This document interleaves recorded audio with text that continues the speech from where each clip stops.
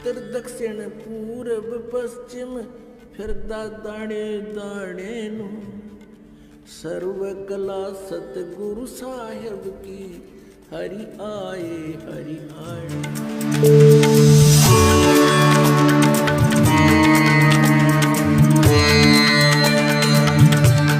अभी आपको दिखाते हैं श्रीमद् देवी भागवत।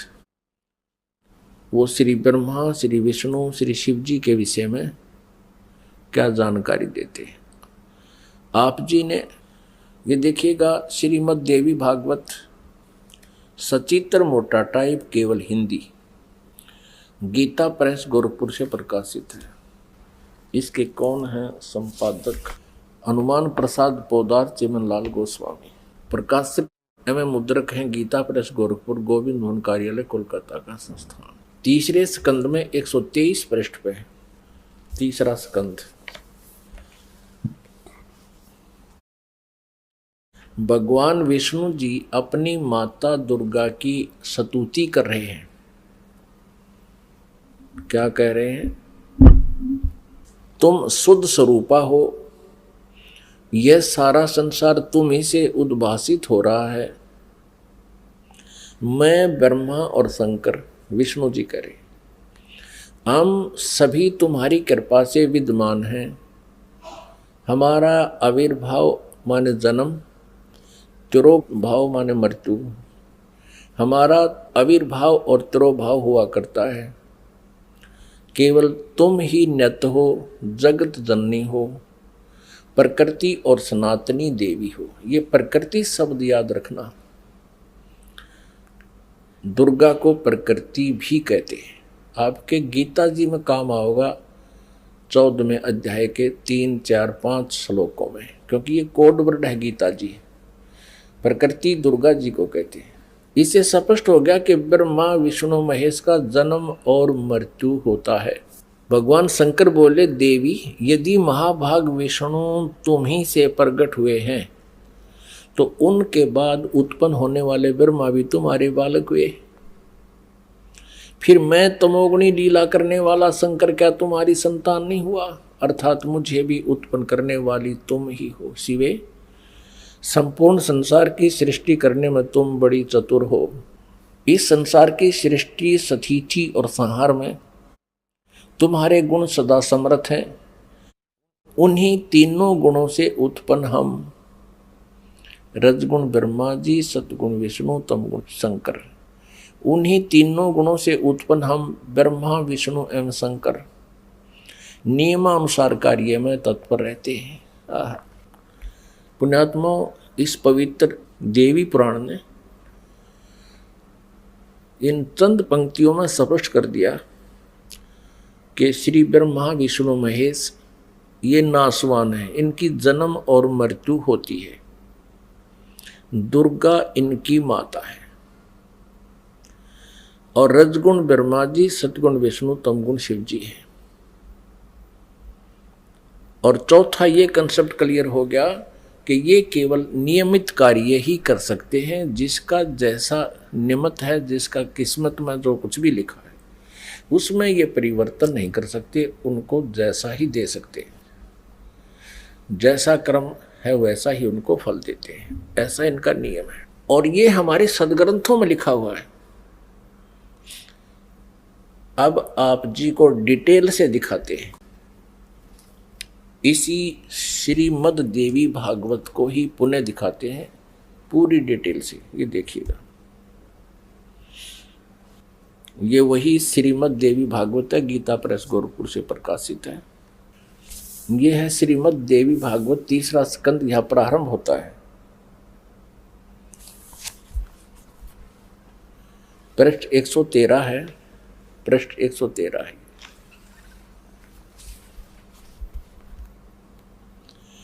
जन्मे जय ने पूछा, भगवान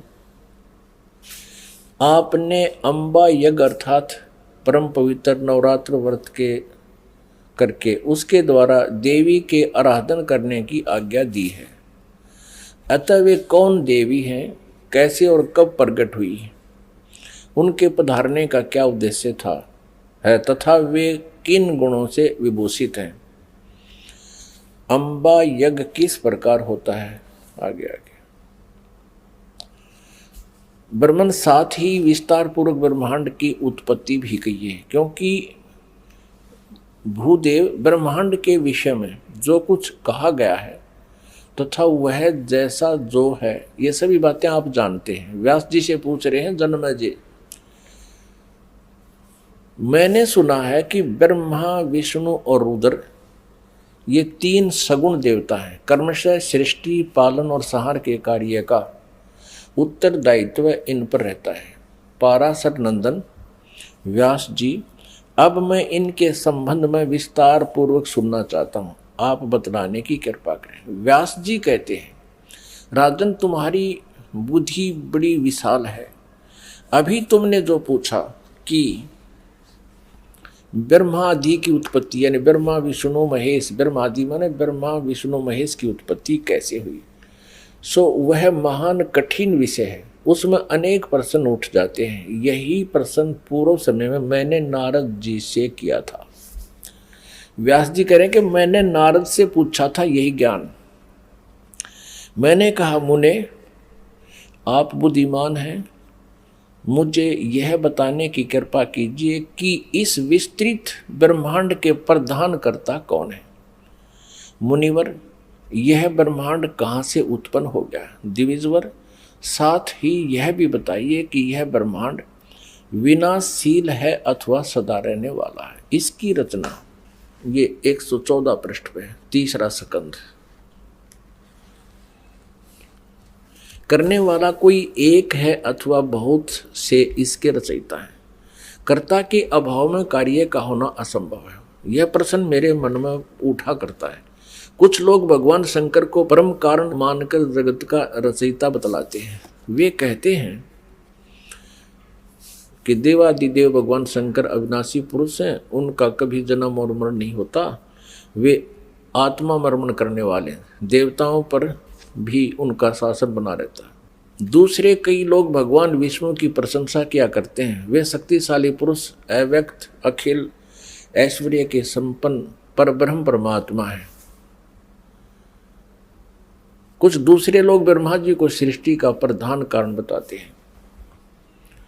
कितने ही आचार्य भवानी को संपूर्ण मनोरथ पूर्ण करने वाली बतलाते हैं। वे आदिमाया महाशक्ति एवं परम पुरुष के साथ रहकर कार्य संपादन करने वाली प्रकृति है। ब्रह्म के साथ उनका अभेद संबंध है। ब्रह्म ये काल है, क्षर पुरुष, और अभेद संबंध यानी पति पत्नी का संबंध है। वे सृष्टि, स्थिति और संहार कार्य में संलग्न रहती हैं। संपूर्ण प्राणियों एवं देवताओं की भी वे जननी है, उनका कभी जन्म मरण नहीं होता।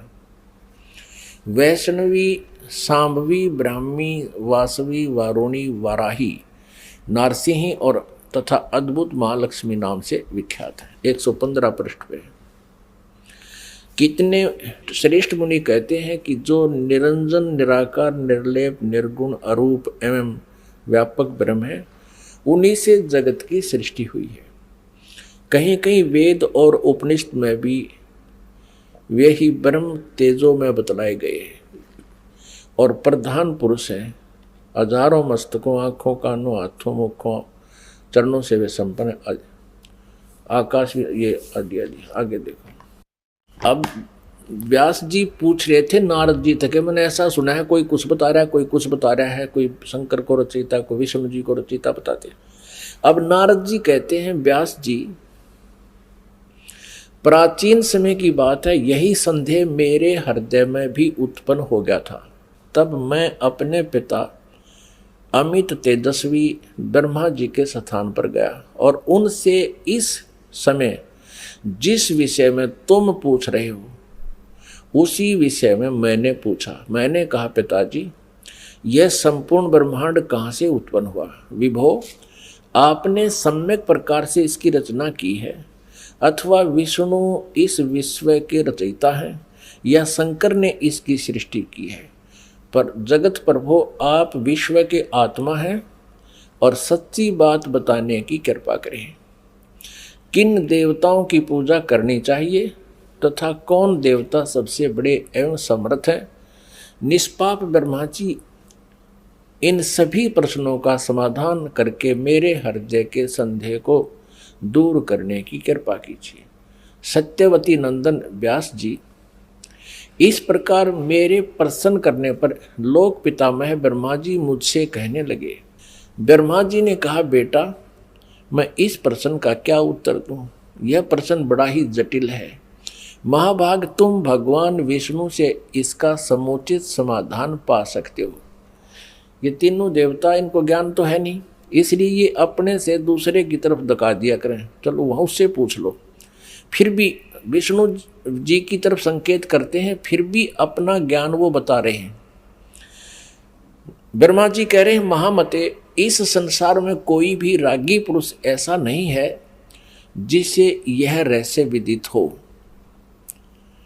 जो त्यागी, अहंकार रहित एवं ईर्षा शून्य है, वही इसके रहस्य को जान सकता है। पूर्व काल में, अब सृष्टि की रचना बता रहे हैं ब्रह्मा जी। पूर्व काल में सर्वत्र जल ही जल था। स्थावर जंगम जितने प्राणी हैं उनमें कोई भी नहीं थे। तब कमल से मेरी उत्पत्ति हुई। उस समय मुझे सूर्य, चंद्र, वृक्ष तथा पर्वत कोई भी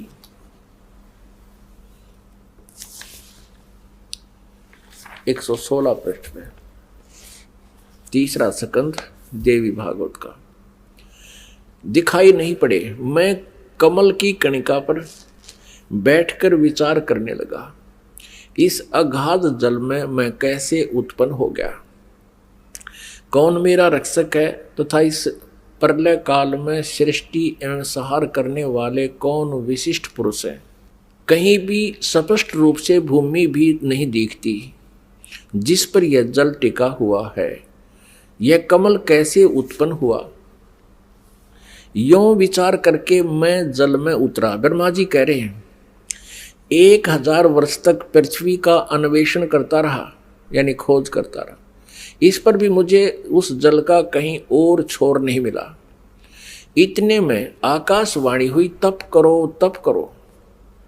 तब मैंने तपस्या आरंभ कर दी। कमल पर बैठे ही 1000 वर्ष तक मैं तप करता रहा। फिर उसी समय सृष्टि करो, ऐसी आकाशवाणी सुनाई पड़ी। उसे सुनकर मैं बड़े आश्चर्य में पड़ गया। सोचा कि किसकी सृष्टि करूं अथवा मेरा क्या कर्तव्य है। उसी समय मधु और कैटब नाम के 2 भयंकर दानव राक्षस सामने आ गए। वे उस महावर्ण में मुझसे युद्ध करने की इच्छा प्रकट करने लगे। मैं उनसे भयभीत हो उठा। तब कमल का डंठल पकड़कर जल में उतरा। वहां मुझे एक परम अद्भुत पुरुष के दर्शन मिले। उनका श्री विग्रह माने शरीर मेघ के समान श्याम था, बादलों की तरह, काले बादलों की तरह। वे पीतांबर पहने थे, 4 भुजाएं थी, शेष नाग की सैया पर सोए थे। उन जगत प्रभु के गले को वनमाला सुशोभित कर रही थी। शंख, चक्र, गदा और पद्म, इन 4 आयुधों से अनुपम शोभा पा रहे थे। ऐसे शेषशाही भगवान विष्णु का मुझे दर्शन हुआ। वे योग निंद्रा के वशीभूत होकर गाढ़ी नींद में सोए हुए थे। उनकी सारी चेष्टाएं शांत थी। नारद जी शेषनाग की सैया पर सोए हुए उन प्रभु को देखकर मेरा मन चिंतित हो उठा। इतने में भगवती योग निंद्रा याद आ गई। मैंने उनका सत्वन किया।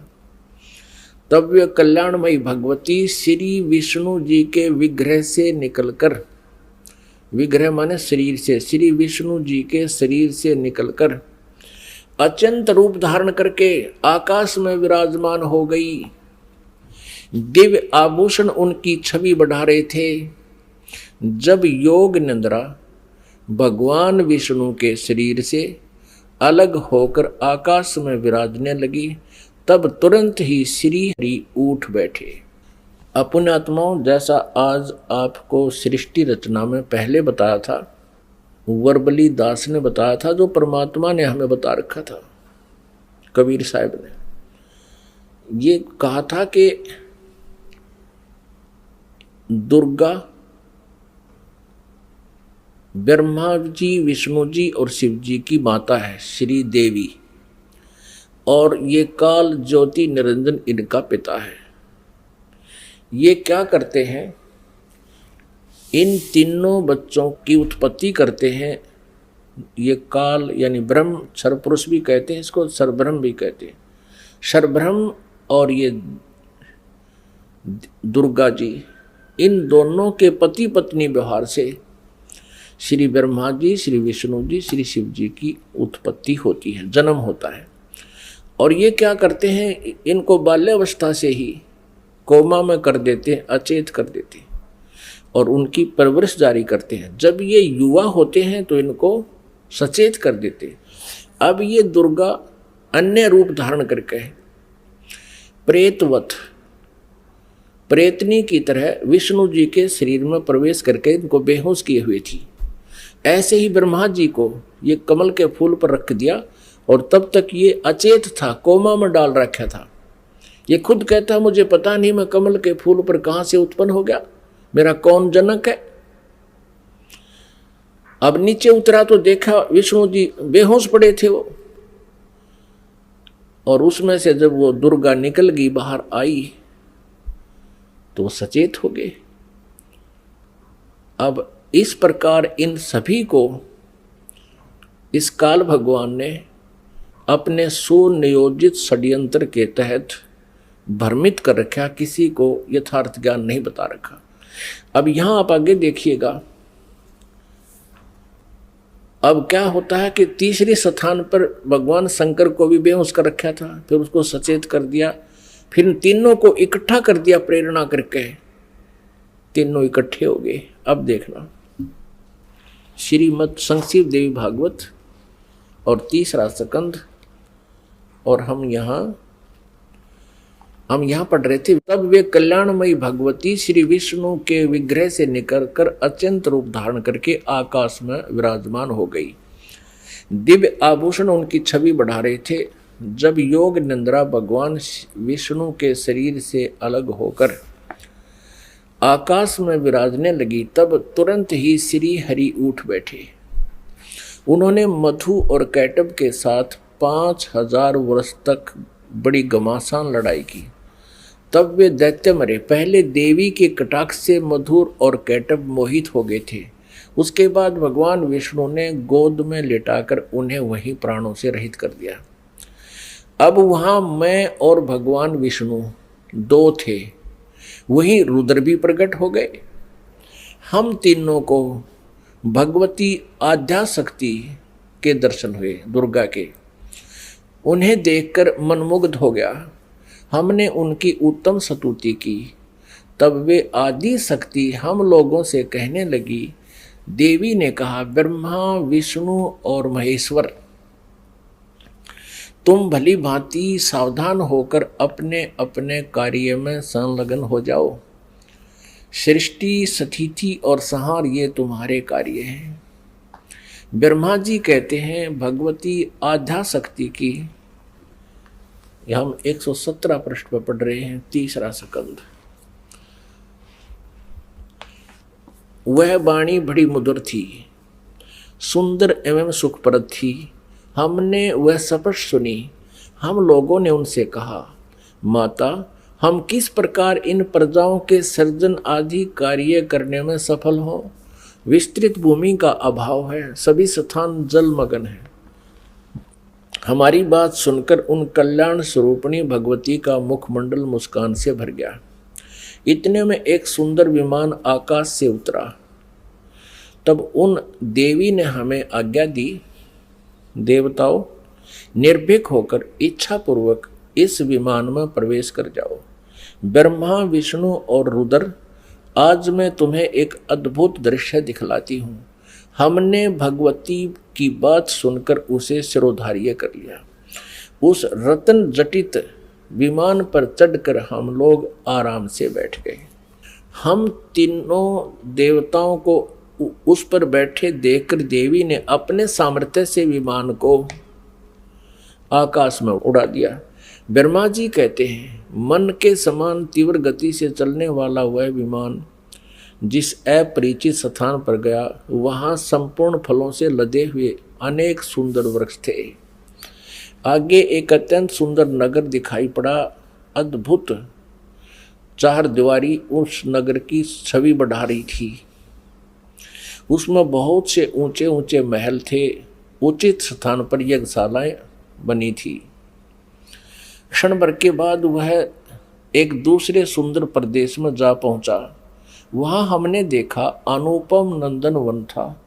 पारिजात की संगन छाया के नीचे सुरभि गो बैठी थी। आप पास में ही ऐरावत हाथी विराजमान था। सैकड़ों अप्सराएं, यक्ष, गंधर्व और विद्याधर उस पराजित के उपवन में गाते एवं व्यवहार करते थे। देखा तो वही महाभाग इंद्र भी थे। उनके समीप उनकी प्राण प्रिया सची विद्यमान थी।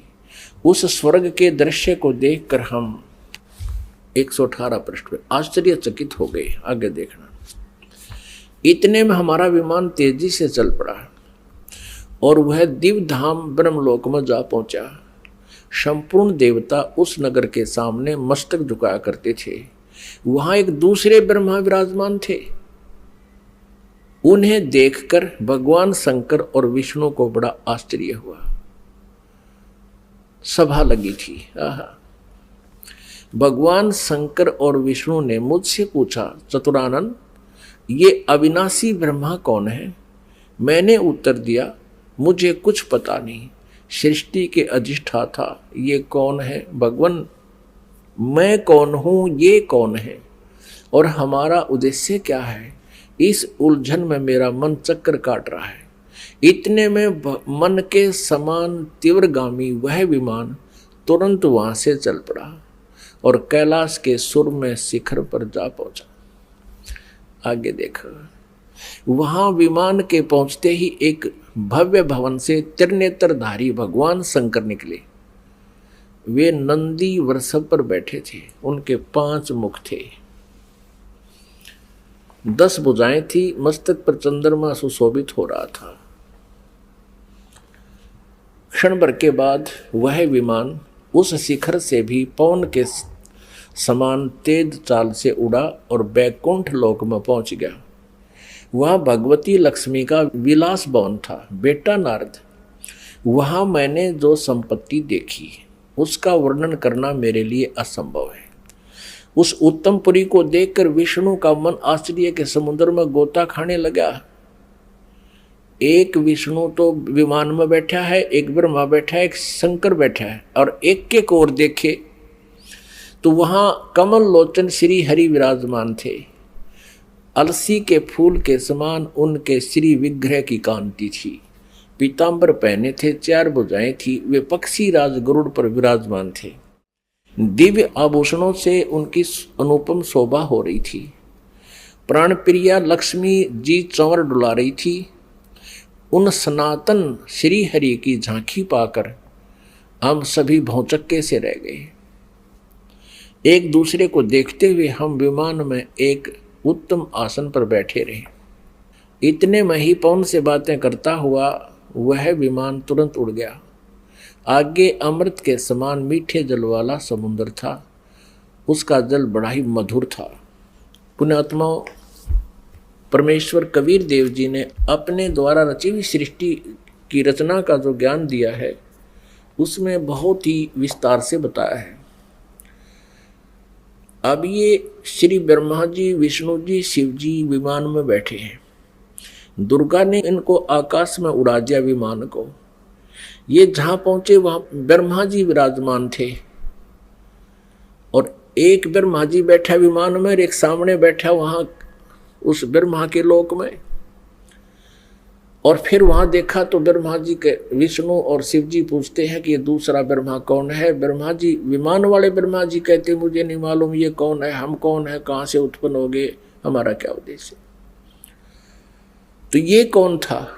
इस काल ने, जैसे आपको सृष्टि रचना के प्रारंभ में बताया था, इसने एक ब्रह्मांड के टॉप मोस्ट प्लेस पे, शिखर सुन में यानी चोटी पे 3 स्थान बना रखे। आपको एक चित्र दिखाते हैं ब्रह्मांड का, इससे आसानी से समझ में आओगी। देखिएगा, एक ब्रह्मांड का लघु चित्र, ये देखिएगा। ये एक अंडे जैसी शेप है इसकी, अंडे जैसा आकार है, इसको एलिपिकल इसका जो है ना शेप है, आकार है। अब ये देखिएगा, नीचे से शुरू करते हैं। सबसे नीचे ये पाताल लोक, तलातल, रसातल, सूतल, अतल, महातल, तलातल और वितल, तो ये है पृथ्वी लोक। ये शिव का लोक, शिवपुरी जिसे कहते हैं, ब्रह्मा जी का लोक ब्रह्मापुरी, विष्णु जी का लोक विष्णुपुरी।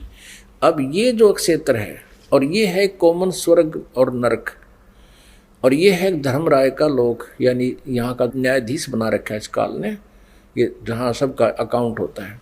और ये जो स्थान है ये ब्रह्मलोक है सारा, ये स्थान जो है इसको ब्रह्मलोक कहते हैं। एक ये स्वर्ग है, इसमें भी एक इंद्र हो रहता है, ये इंद्र अलग है और इसलिए इसको महा इंद्र कहा है।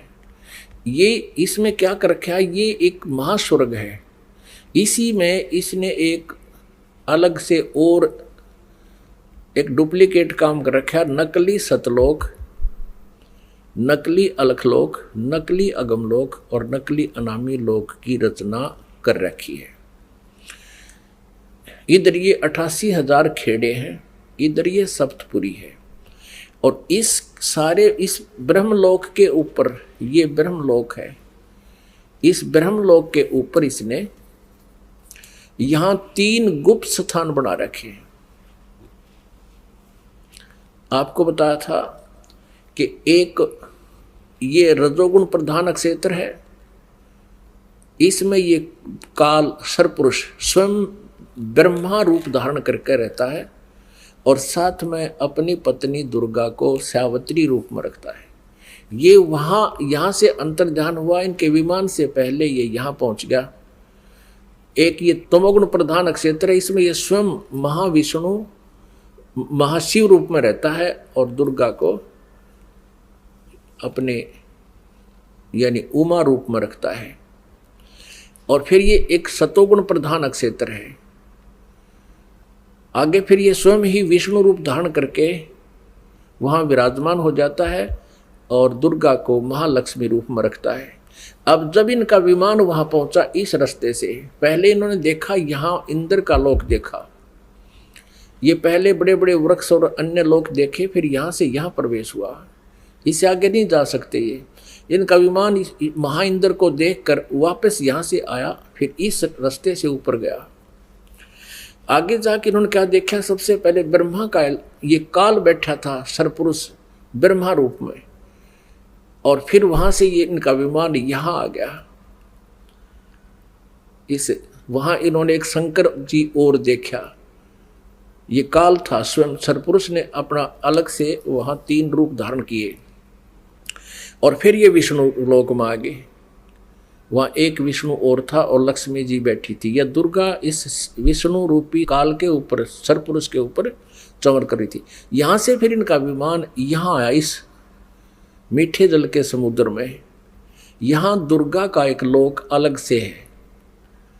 अब आगे पढ़ते, यहाँ तक हम पढ़ते हुए आ चुके हैं श्री देवी पुराण को। अब हम यहाँ आएंगे इस मीठे जल में, इस मीठे जल के समुद्र में पहुँच गए। अब यहाँ आते हैं पुण्यात्माओं, आज हमारे सदग्रंथ जो प्रमाणित कर रहे हैं, ये ज्ञान परमेश्वर कबीर जी ने 600 वर्ष पहले अपनी सच्चिदानंद घन ब्रह्म की वाणी में, कबीर वाणी में लिपिबद्ध करवा रखा है, आज से 600 वर्ष पहले। और आज इन सदग्रंथों में हमें सत्य हो रहा है। तो इससे सिद्ध है कि पूर्ण परमात्मा कबीर जी हैं, जिन्होंने पहले ही ये ज्ञान हमें दे रखा था और हमारे सदग्रंथों में विद्यमान है। अब हम कहाँ तक पढ़ते हुए आगे कि इन तीनों ये विमान में बैठे हैं, ब्रह्मा विष्णु शिव जी, और दुर्गा ने अपनी शक्ति से विमान को आकाश में उड़ा दिया। पहले वो पहुँचे ब्रह्मा जी के लोक में, वह इस काल के उस स्थान पर पहुँचे जो रजोगुण प्रधान है। वहाँ यह स्वयं ही सरपुरुष यानी काल ब्रह्म स्वयं ही ब्रह्मा रूप धारण करके विराजमान था। आगे फिर गए तो इस शंकर रूप में विराजमान था, आगे गए तो ये विष्णु रूप में विराजमान था। फिर वहां से इनका विमान कहाँ गया, ये सारा इसलिए किया गया था कि कहीं ये अपने आप को भगवान ना मान बैठे, इनका भ्रम निवारण कर दें। अब देखना, ये देवी भागवत चल रहा है, श्रीमद् देवी भागवत गीता प्रेस गोरखपुर से प्रकाशित है। ये वही पुस्तक है जो आपको पहले दिखाई थी। हमने यहां तक पढ़ लिया, हमने ये पढ़ा 118 पे।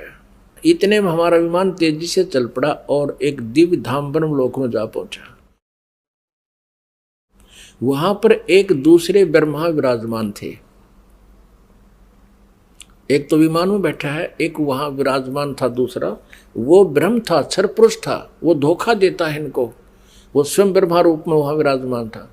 उन्हें देखकर भगवान शंकर और विष्णु को बड़ा आश्चर्य हुआ, सभा लगी थी। भगवान शंकर और विष्णु ने मुझसे पूछा, चतुरानन ये अविनाशी ब्रह्मा कौन है? मैंने उत्तर दिया, मुझे कुछ पता नहीं। सृष्टि के अधिष्ठाता ये कौन है? भगवान मैं कौन हूँ? ये कौन है? और हमारा क्या उद्देश्य है? इस उलझन में मेरा मन चक्कर काट रहा है। इतने में मन के समान तीव्रगामी वह विमान तुरंत वहां से चल पड़ा और कैलाश के सुर में शिखर पर जा पहुंचा। वहां विमान के पहुंचते ही एक भव भवन से चरनेत्रधारी भगवान शंकर निकले। वे नंदी वृषभ पर बैठे थे। ये काल निकला वहां से, सरपुरुष। और फिर वहां से क्षण भर के बाद वह विमान उस शिखर से भी पवन के समान तेज चाल से उड़ा और बैकुंठ लोक में पहुंच गया।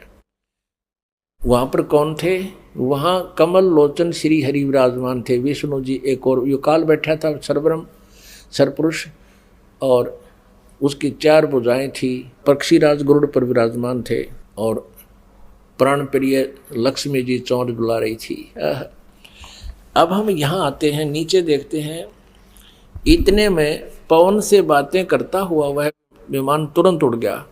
आगे अमृत के समान मीठे जल वाला समुद्र था, जिसका जल बड़ा ही मधुर था। हम 119 पृष्ठ पर पढ़ेंगे, अब 118 हमने पढ़ लिया। उस समुद्र में वहां एक मनोहर द्वीप था। उस द्वीप में एक मंगल में मनोहर पलंग बिछा था। उस पलंग में सुंदर रत्न जड़े थे। उस उत्तम पलंग पर एक दिव्य रमणी बैठी थी, या दुर्गा जाकर वहां विराजमान होगी आगे। वे ऐसी प्रभापूर्ण देवी थी मानो करोड़ों बिजलियां एक साथ चमक रही हो। अत्यंत सुंदर मुख था, लाल लाल दांत थे, करोड़ों लक्ष्मियों से भी अधिक वह सुंदर थी। वे ऐसी प्रभापूर्ण देवी थी मानो करोड़ों बिजलियां एक साथ चमक रही हो। अत्यंत सुंदर मुख था, लाल लाल दांत थे। ये पढ़ लिया। अब यहाँ है, उन्हें देखकर हम सभी महान आश्चर्य में पड़ गए। कुछ समय तक हम वहीं ठहरे रहे, आपस में कहने लगे, ये सुंदरी कौन है और इसका क्या नाम है? हम इसके विषय में बिल्कुल अनभिज्ञ हैं। इसके हजारों नेत्र, हजारों हाथ, हजारों मुख हैं।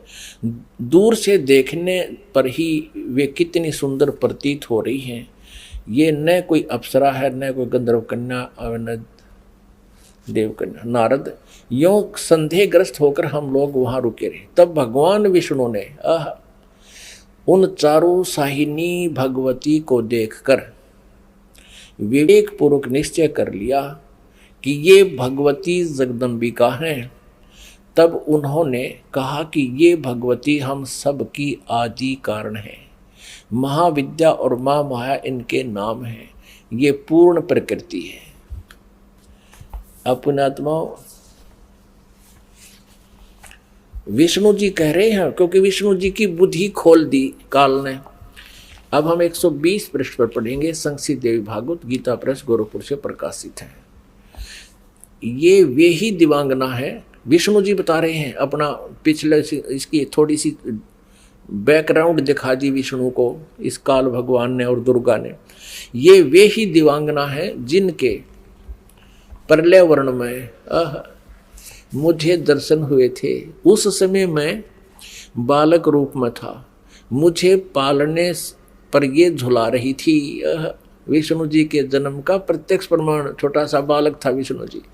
वट वृक्ष के पत्थर पर एक सुदृढ़ सैया बिछी थी, उस पर लेटकर मैं पैर के अंगूठे को अपने कमल जैसे मुख में लेकर चूस रहा था। कहते प्रलय वर्ण में मुझे दर्शन हुए थे इस देवी के। उस समय में बालक रूप में था, छोटा सा बच्चा था, ये मुझे झुला रही थी, मैं अंगूठे चूस रहा था पैरों के। इन्हें देखकर मुझे पहले की बात याद आ गई, ये हम सब की जननी है। अब 121 पृष्ठ पे अब विष्णु जी ही बता रहे हैं। भगवान विष्णु बोले, प्रकृति देवी को नमस्कार है, भगवती विधात्री को निरंतर नमस्कार है। ये स्तुति करते हुए भगवान आ रहे हैं विष्णु जी। यहां देखिएगा 123 पृष्ठ पे जो प्रारंभ में पढ़ा था, अब वहीं फिर आगे हम। भगवान विष्णु स्तुति कर रहे हैं अपनी दुर्गा माता की, तुम शुद्ध स्वरूपा हो, ये सारा संसार तुम इसे उद्भासित हो रहा है। मैं ब्रह्मा और शंकर हम सभी तुम्हारी कृपा से विद्यमान हैं। हमारा आविर्भाव यानी जन्म और तिरोभाव माने मृत्यु हुआ करता है। केवल तुम ही नित्य हो, जगत जननी हो, प्रकृति और सनातनी देवी हो। भगवान शंकर बोले, देवी यदि महाभाग विष्णु तुम्ही से प्रकट हुए हैं तो उनके बाद उत्पन्न होने वाले ब्रह्मा भी तुम्हारे बालक हुए हैं। फिर मैं तमोगुणी लीला करने वाला शंकर क्या तुम्हारी संतान नहीं हुआ? अर्थात मुझे भी उत्पन्न करने वाली तुम ही हो शिवे। संपूर्ण संसार की सृष्टि करने में तुम बड़ी चतुर हो। इस संसार की सृष्टि, स्थिति और संहार में तुम्हारे गुण सदा समर्थ है।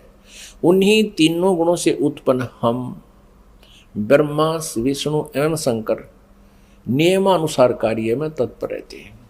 अब पुण्यात्माओं, आप जी ने अपने सदग्रंथों को स्वयं पढ़ लिया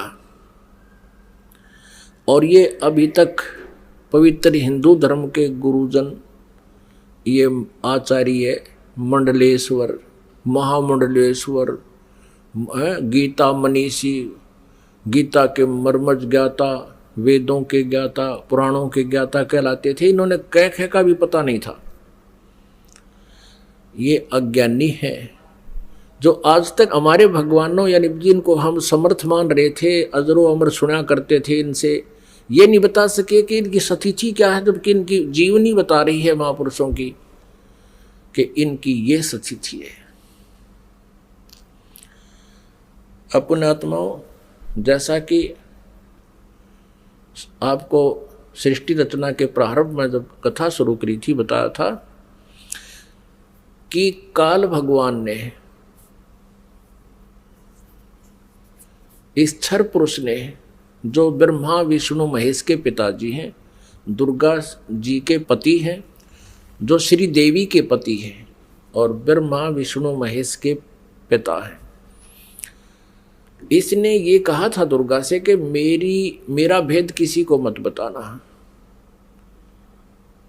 इसको बहुत सख्ती से कहा था। तो देवी ने उसी उद्देश्य से ब्रह्मा विष्णु महेश को इस क्षर पुरुष का ज्ञान नहीं दिया।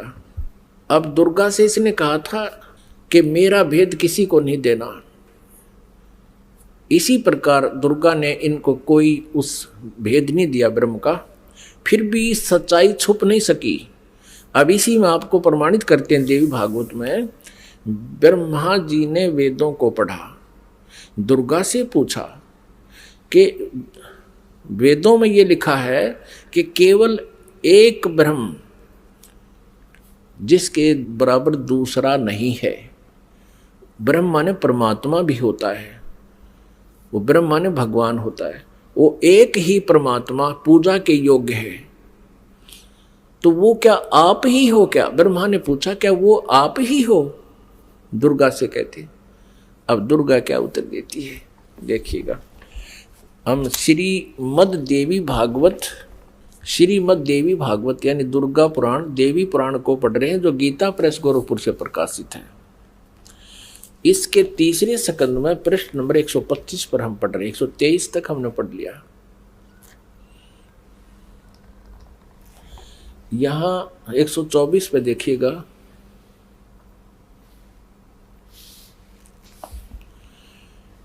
ब्रह्मा जी कहते हैं, अद्भुत तेजस्वी भगवान शंकर के यों स्तुति करने पर भगवती जगदम्बिका ने अपने बात बताई। अब यहाँ ब्रह्मा जी पूछ रहे हैं, ब्रह्मा जी का प्रकरण चल रहा है, ये 125 पृष्ठ पे हम पढ़ रहे हैं तीसरे स्कंद में। इस मूर्त और अमूर्त जगत का आधार तुमसे पूर्व कोई भी दूसरा पुरुष नहीं था, कोई तीसरा भी नहीं है। एकम एवं द्वितीयम ब्रह्म, इस वेद के वचन को व्यर्थ कहना तो बनता नहीं। अब दुर्गा इनको कहा करती, मैं ही सब कुछ हूं, मैं ही तुम्हारा पिता हूं, मैं तुम्हारी माता हूं। तो अब ब्रह्मा जी ने वेदों को पढ़ा तो इसने कहा कि वेद के वचन को हम झूठा भी नहीं कह सकते, और इधर अनुभव दूसरी बात कहता है। इस प्रकार वेद वाक्यों और अनुभव में अत्यंत विरोध उत्पन्न हो रहा है। वेद कहते हैं एकम एव अद्वितीयम ब्रह्म है, तो क्या वह है आत्म स्वरूपा तुम ही हो अथवा वह कोई और पुरुष है?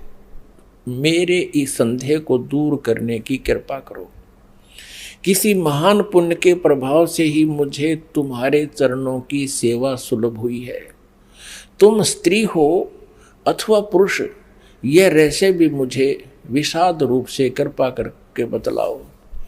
अध्याय 4-5 यहाँ पूरा होगा, तीसरे स्कंद का अब छठा अध्याय शुरू होता है। ब्रह्मा जी कहते हैं, इस प्रकार मैंने जब भगवती जगदम्बिका से विनय पूर्वक पूछा, तब वे मधुर वाणी में मुझसे कहने लगी।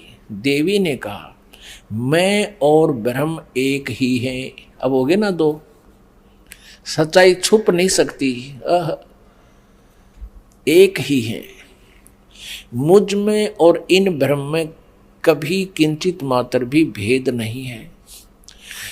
जो वे हैं वही मैं हूं, और जो मैं हूं वही वे हैं। बुद्धि के भ्रम से भेद प्रतीत हो रहा है। हम लोगों के सूक्ष्म भेद को जो जानता है, इसे सीधा दो तो है ही, ये जानता है वही। अब 125 पृष्ठ हमने पढ़ा, अब 126 पढ़ेंगे। वही बुद्धिमान पुरुष है, वो तत्वदर्शी संत है जो हमारी भिन्न भिन्नता को समझता है।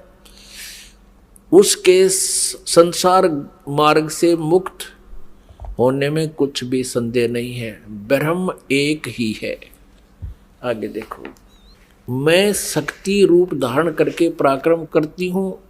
गौरी, ब्राह्मी, रौद्री, वाराही, वैष्णवी, शिवा, वारुणी, कुबेरी, नारसिंही और वासवी सभी मेरे रूप हैं। विभिन्न कार्यों के उपस्थित होने पर उन देवियों के भीतर अपनी शक्ति स्थापित करके मैं सारी व्यवस्था करती हूँ। हाँ, उस देवी को निमित्त बना लेना मेरा स्वभाव है। अब आगे देखना। अपने आत्माओं, आप पढ़ रहे हो अपने सदग्रंथों को स्वयं। आप जी ने तीसरे स्कंद में और पृष्ठ नंबर 125 पे पढ़ा। ब्रह्मा जी कहते हैं कि मैंने जब दुर्गा जी से ये पूछा, माता से, जगदम्बिका से, कि वेदों में लिखा है कि एकम एव अद्वितीयम ब्रह्म, अद्वितीयम जिसके बराबर दूसरा कोई नहीं हो, वो ब्रह्म ही सब कुछ है। उधर से उपनिषद और आप जो कह रहे हो कि मैं ही सब कुछ हूँ, मैं ही सृष्टि रचना करने वाली हूँ, मेरे अतिरिक्त कोई नहीं है, तो इन वेद के वाक्य को झूठा भी नहीं कहा जा सकता। अनुभव हमारा बताता है कि परमात्मा निराकार है और वेद बताते हैं कि वो साकार है, तो हमारे अनुभव में और यथार्थता में बहुत विरोध है। तो क्या वो ब्रह्म आप ही हो या कोई और है? ब्रह्मा जी ने पूछा। अब दुर्गा पहले तो बहकाती है उनको कि उस ब्रह्म में और मेरे में कोई अंतर नहीं है, मैं ही वही हूँ, वो मैं ही हूँ। हम दोनों का सूक्ष्म भेद जो जानता है वो परम पुरुष है, विद्वान पुरुष है, तत्वदर्शी। आगे फिर देखना 129 पृष्ठ पे है, बिल्कुल स्पष्ट हो जाता है। देखिएगा, तीसरा स्कंद देवी भागवत, हम तीसरा स्कंद पढ़ रहे हैं, संक्षिप्त देवी भागवत का, पृष्ठ नंबर 129 पर है। यहां देखिएगा, यो सृष्टि कर्म मैंने संक्षेप में तुम्हें बतला दिया। यह देवी कह रही है, दुर्गा बता रही है।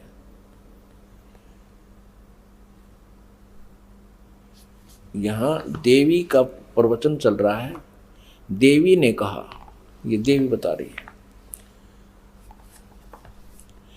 यो 129 पृष्ठ पे, यो सृष्टि कर्म मैंने संक्षेप में तुम्हें बतला दिया। महानुभाव देवताओं, ब्रह्मा विष्णु और शिव को दुर्गा कह रही है, अब मेरा कार्य सिद्ध करने के लिए विमान पर बैठकर तुम लोग शीघ्र पधारो जाओ।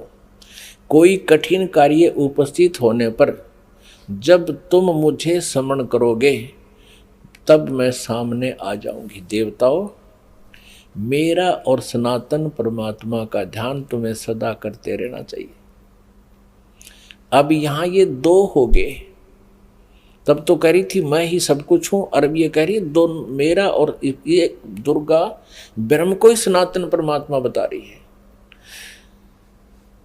हम दोनों का, आगे दो, हम दोनों का स्मरण करते रहोगे तो तुम्हारे कार्य सिद्ध होने में किंचित मात्र भी संदेह नहीं रहेगा। ब्रह्मा जी कहते हैं, इस प्रकार कहकर भगवती जगदम्बिका ने हमें विदा कर दिया। उन्होंने शुद्ध चरित्र वाली शक्तियों में से भगवान विष्णु के लिए लक्ष्मी को, शंकर के लिए महाकाली को और मेरे लिए मां सरस्वती को पत्नी बनने की आज्ञा दे दी। अब उस स्थान से हम चल पड़े और दूसरे स्थानों पर हम तीनों की पुरुष रूप से प्रतिष्ठा हुई। आप जी को इस दास ने परमेश्वर कबीर जी द्वारा रची हुई सृष्टि और ये सारे ब्रह्मांडों की रचना कब कब कैसे हुई वो सारी बताई थी। इस दास ने आपको मौखिक सुनाया था, वर्बली सुनाई थी, और आज इन सदग्रंथों ने, हमारे शास्त्रों ने प्रमाणित कर दिया कि जो 600 वर्ष पहले परमेश्वर कबीर जी ने हमें ज्ञान दिया था वो आज हमारे सदग्रंथों में विद्यमान है। और ये नकली गुरु आचार्य झूठे, वेद ज्ञानहीन, शास्त्रों के ज्ञान से हीन हैं, और ये कहते हैं ब्रह्मा विष्णु महेश अजर व अमर हैं, इनके कोई माता पिता नहीं, ये सर्वेश्वर हैं, महेश्वर हैं। अब ये तो कंसेप्ट क्लियर हो गया दुर्गा का कि दुर्गा इनकी माता है, फाइनल हो गया। और तीनों का विवाह कर दिया दुर्गा ने, अपने ही 3 रूप बना करके। ये खुद कहती है कि मैं एक से अनेक हो जाती है ये देवी, और 3 रूप धारण करके इसने तीनों पुत्रों का विवाह कर दिया।